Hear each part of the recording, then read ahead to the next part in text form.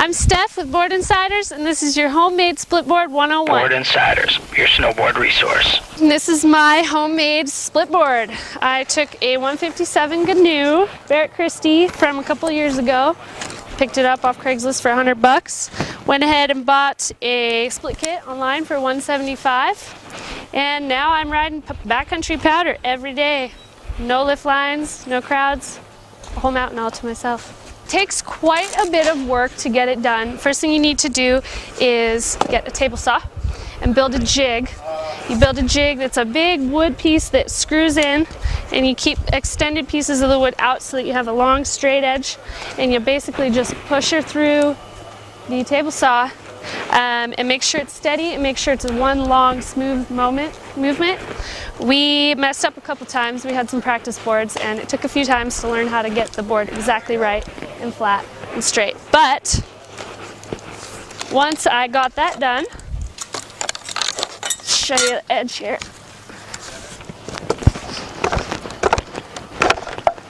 Nice, perfect, smooth edge. We sealed it in with a varnish. We did 3 coats. You do 1 coat every 3 hours so it's still sticky. That way you get a full seal so that your core of your board doesn't get wet. Then you go ahead and you start drilling your holes. We have quite a few here. You can see all the way down.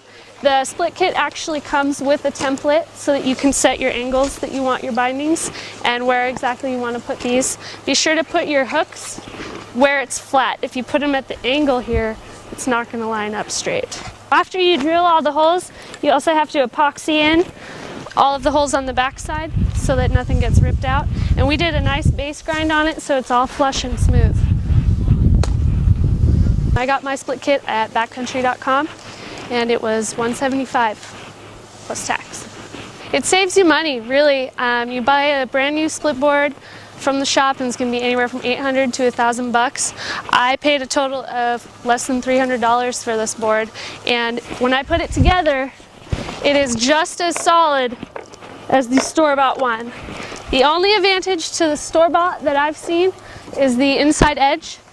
When you're skiing, you want to have an inside edge, but we just ski with our skis on the opposite side, so you still have an edge, and it's totally great, good to go. It's a cheap way for riders to get on the hill. Here's the breakdown. Here we are in riding mode.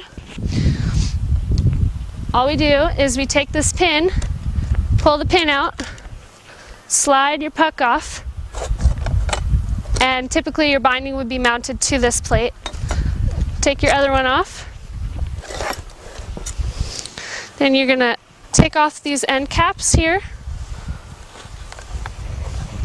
and one at the other end.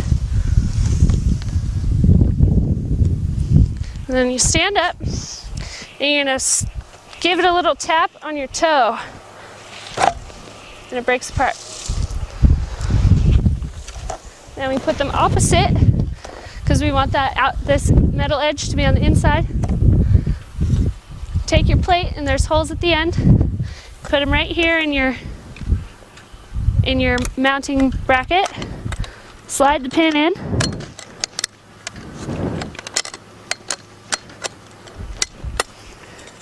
Same with the other side.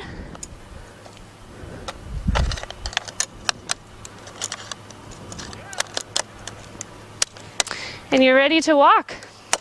And you also have these nice climbing bars here for when you go up steep spots. And you're ready to go.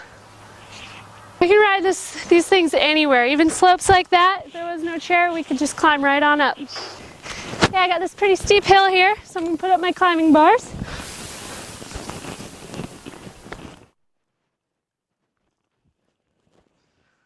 Let's go.